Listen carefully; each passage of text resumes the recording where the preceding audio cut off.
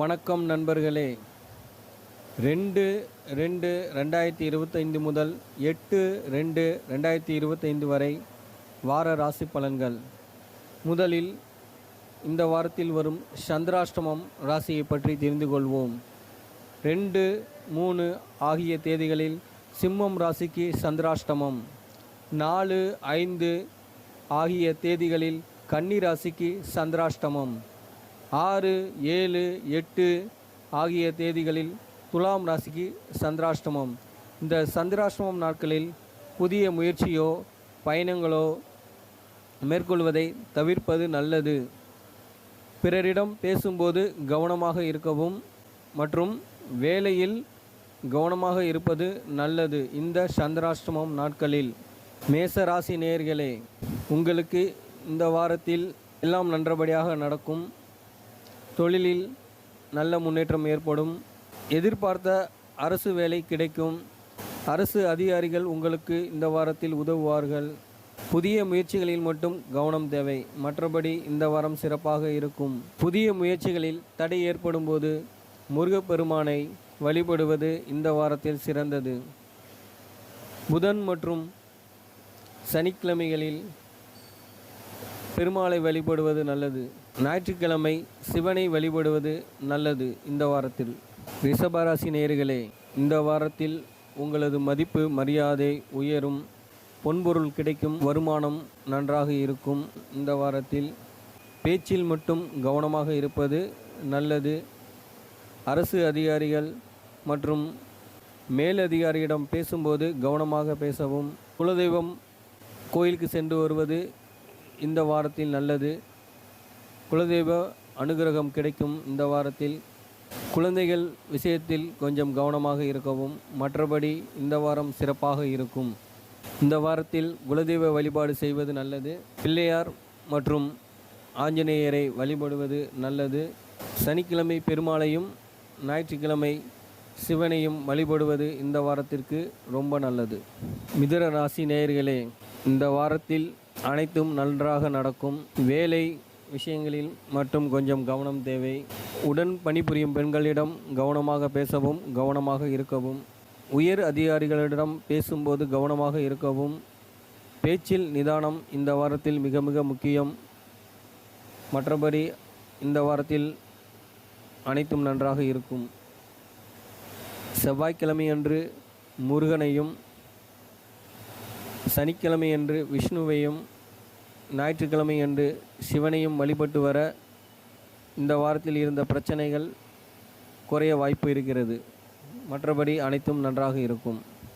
கடக ராசி நேயர்களே, இந்த வாரத்தில் தந்தை மற்றும் நண்பர்கள் உங்களுக்கு உதவுவார்கள். படிப்பவர்களுக்கு படிப்பில் சிறிது கவனம் குறையலாம். தடை ஏற்படலாம். படிப்பில் வேலையில் இருந்து வந்த பணிச்சுமை இந்த வாரத்தில் குறையும். மதிப்பு மரியாதை பெறுவீர்கள் இந்த வாரத்தில். மற்றபடி இந்த வாரத்தில் அனைத்தும் நன்றாக இருக்கும். புதன் மற்றும் சனி அன்று பெருமாளையும், ஞாயிற்றுக்கிழமை அன்று சிவனையும், வெள்ளிக்கிழமையன்று காமாட்சி, மீனாட்சி மற்றும் சுக்கிர பகவானை வழிபடுவது இந்த வாரத்தில் சிறந்தது. செவ்வாய்க்கிழமை ராகுகால நேரத்தில் துர்க்கை மற்றும் ராகுகேதுவுக்கு அர்ச்சனை செய்வது இந்த வாரத்தில் நன்மை தரும். சிம்ம ராசி நேயர்களே, உங்களுக்கு இந்த வாரத்தில் வேலையில் இருந்த பிரச்சனை குறைய வாய்ப்பு இருக்கிறது. அரசு அதிகாரிகள் உங்களுக்கு வேலை சம்பந்தமாக விஷயத்தில் உதவுவார்கள். ஒன்று நீங்கள் ஏமாறுவீர்கள் அல்லது உங்களை யாரேனும் இந்த வாரத்தில் ஏமாற்றுவார்கள். கவனமாக இருக்கவும். எல்லா விஷயத்திலும் பேச்சில் கவனம் தேவை. சிறிது தடை மற்றும் தாமதம் ஏற்படலாம். மற்றபடி அனைத்தும் நன்றாக இருக்கும். சனிக்கிழமை ஆஞ்சநேயர் மற்றும் விநாயகரை வழிபடுவது நல்லது. கன்னி ராசி நேயர்களே, இந்த வாரத்திற்கு உங்கள் குலதெய்வம் கோயிலுக்கு சென்று வர அனைத்தும் நன்றாக இருக்கும். அனைத்து விஷயங்களும் நன்றாக நடக்கும். குலதெய்வத்துக்கு இந்த வாரத்தில் சென்று வருவது நல்லது. கன்னிமார்களை வழிபடுவது நல்லது. உடன் வேலை பணிபுரியும் பெண்களிடம் கவனமாக இருக்கவும். அதன் மூலம் சில பிரச்சனைகள் உருவாகலாம். இந்த வாரத்தில் பெரியவர்களிடம் கவனமாக இருக்கவும். மற்றபடி அனைத்தும் நன்றாக இருக்கும். இந்த வாரத்தில் பயணங்களில் கவனமாக இருப்பது நல்லது. சிறு சில விபத்துகள் ஏற்படலாம். விபத்தினை தடுக்க முருகனையும் கன்னிமார் தெய்வங்களை வழிபடுவது நல்லது. இந்த வாரத்தில் துலாம் ராசி நேயர்களே, இந்த வாரத்தில் வேலை சம்பந்தமான விஷயங்களில் நல்லது நடக்கும். உடன் பணிபுரியும் பெண்கள் உங்களுக்கு உதவுவார்கள். எதிலும் ஆசைப்படாமல் இருப்பது இந்த வாரத்திற்கு நல்லது. பெயர் கெடும் வாய்ப்பு ஏற்படும். அதனால் எதிலும் ஆசைப்படாமல் இருப்பது நல்லது. வியாழக்கிழமை அன்று தட்சிணாமூர்த்தியை வழிபடுவது நல்லது உங்களுக்கு இந்த வாரத்திற்கு. விருச்சிகம் ராசி நேயர்களே, இந்த வாரத்தில் பொன்பொருள் வாங்கும் யோகம் வரும். உங்கள் மதிப்பு உயரும். பெரியவர்கள் உங்களுக்கு இந்த வாரத்தில் உதவுவார்கள். பிறர் பொருளை ஆசைப்படாமல் இருப்பது நல்லது. பேச்சில் கவனம் தேவை. செவ்வாய்க்கிழமை அன்று முருகனையும் திங்கட்கிழமை அன்று அம்மனையும் தரிசித்து வர பிரச்சனைகள் தீரும் இந்த வாரத்தில். தனுசு ராசி நேயர்களே, இந்த வாரத்தில் வேலை சம்பந்தமான விஷயங்களில் கவனம் தேவை. அதில் சில பிரச்சனைகள் உண்டாகலாம். விபத்துகள் ஏற்பட வாய்ப்பு உள்ளது. கவனமாக இருக்கவும். வெளியூர் பயணம் மேற்கொள்வதை கவனமாக சென்றால் இந்த வாரத்தில் நல்லது. பேச்சில் நிதானம் தேவை. உங்கள் பேச்சு கவனிக்கப்படும். மற்றவர்கள் அனைவரும் உங்கள் பேச்சை கவனிப்பார்கள். கவனமாக பேசவும். மற்றபடி இந்த வாரத்தில் அனைத்தும் நன்றாக நடக்கும். சனிக்கிழமையன்று பெருமாளையும் செவ்வாய்க்கிழமையன்று முருகனையும் தரிசித்து வர நல்லது நடக்கும் இந்த வாரத்தில்.